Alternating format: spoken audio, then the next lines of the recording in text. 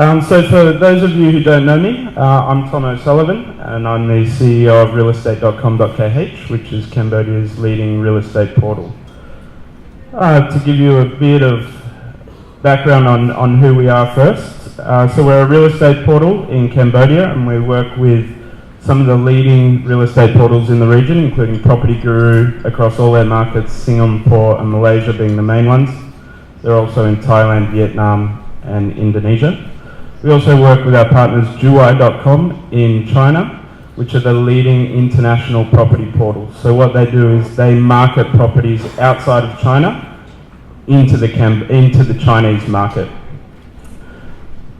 So just a brief background, we focus on digital, but we also have print products, tech products, VR, we do surveys, real estate shows, and a whole lot more.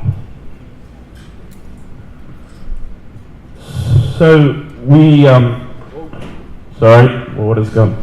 So we are number one on Google for a lot of search terms. We have 40,000 property listings on our website from all the leading real estate agents in Cambodia, property developers, both landed and condo developers.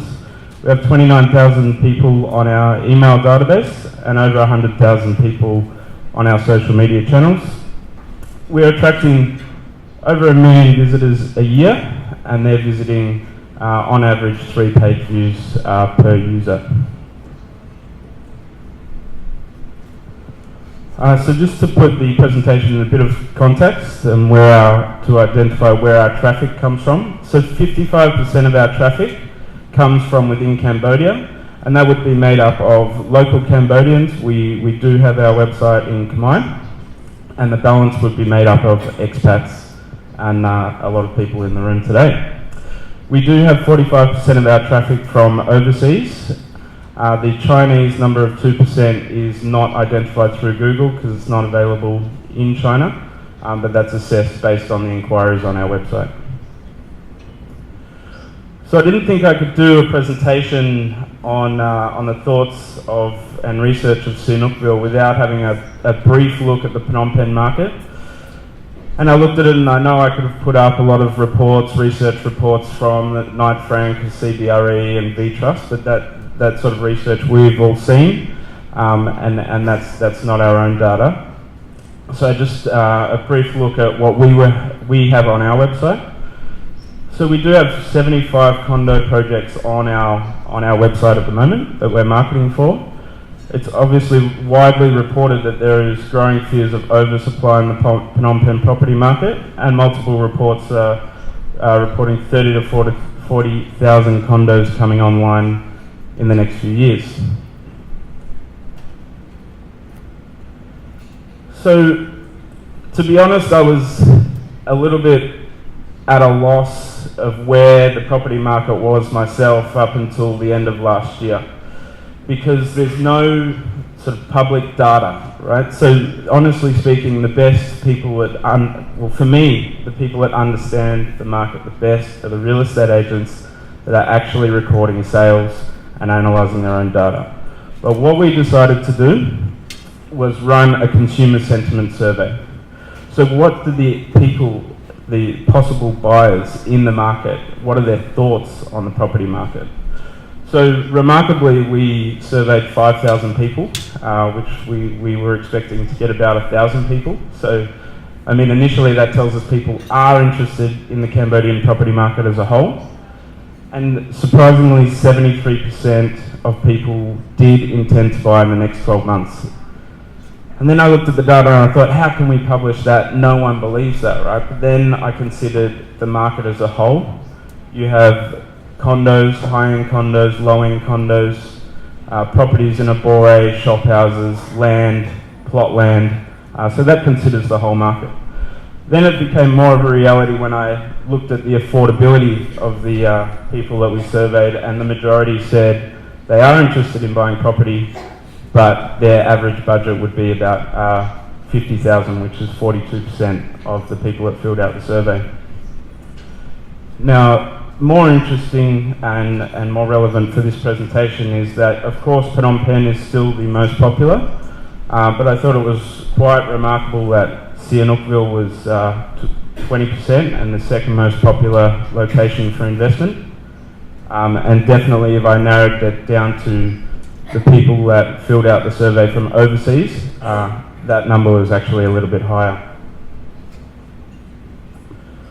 So I was asked to do this presentation on the back of an article that we co-wrote and published in the Khmer Times, and we interviewed Ross from Knight Frank about the Sihanoukville market. And a quote from that story was, "One of the main drivers of real estate development and investment anywhere in the world is infrastructure. And a few recent infrastructural developments are spurring investor confidence in southern Cambodia." And I looked at that statement and I thought, it's so true, and some of you were at the last presentation in Sihanoukville, which I think looked at this sort of stuff in a lot more detail. But I thought I'd just touch on some of the infrastructural projects that are happening or scheduled to happen in Sihanoukville over the next few years. And I guess before I touch on each of those, I think I came here this morning with one of my team, and he said to me, what do you think about the bubble in Phnom Penh? What do you think about all this stuff? And we discussed it, and is there a bubble or isn't there a bubble? And I just said, it was taking so long to get here, and I was very happy to hear that they are working on sort of the traffic congestion issues in Phnom Penh. Because I think that's a real issue for investors. Anyway, so then I looked at the presentation I was doing this morning, and I thought Sihanoukville has a real opportunity to get this right, to look at some of the things they're trying to fix in Phnom Penh sort of after the fact. And I really believe the first few steps have been taken. I understand that there's a very detailed Sihanoukville sort of master plan, and the initial sort of steps of that seem to be being implemented, which is really, really good to see. So as far as the Sihanoukville airport is concerned, I have read content online and in print that the airport may be set to become actually the biggest airport in Cambodia itself. And then I looked, in the last few years, lots of airlines were just not even, there was hardly any direct flights to Sihanoukville, and now we're seeing multiple routes currently flying direct to Sihanoukville, and a lot more looking to do the same.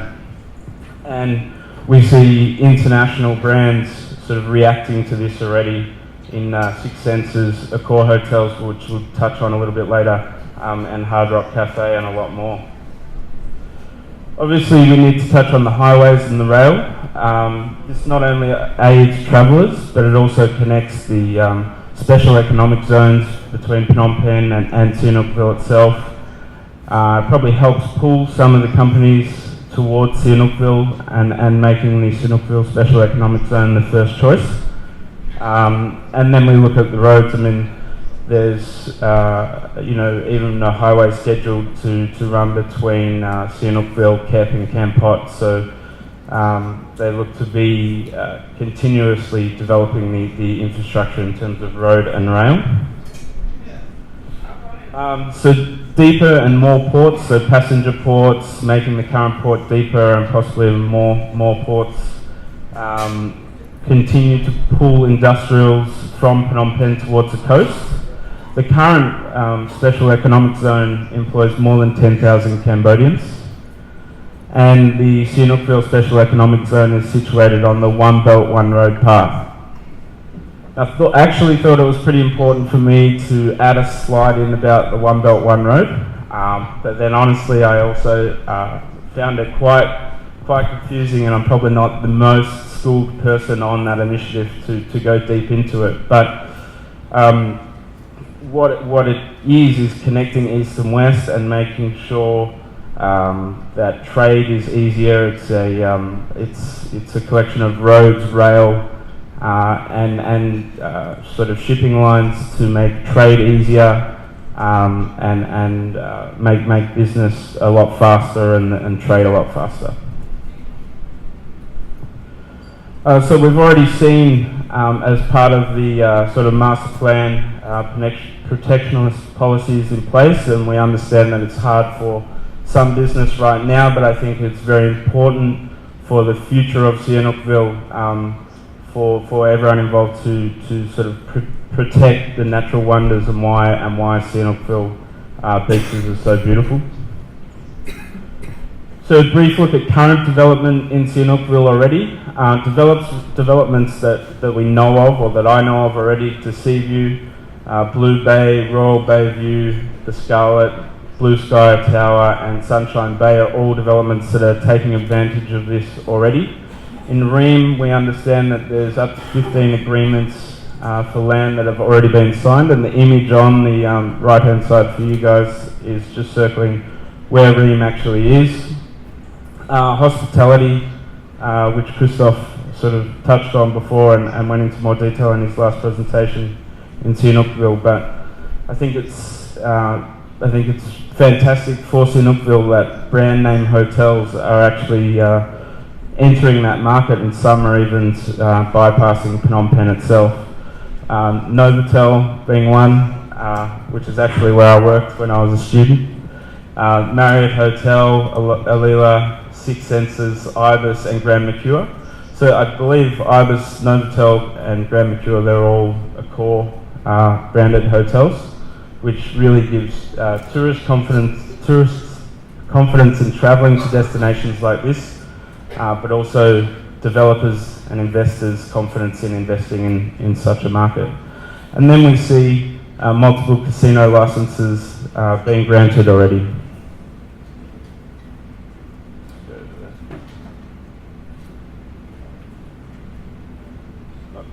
Not sure this is working.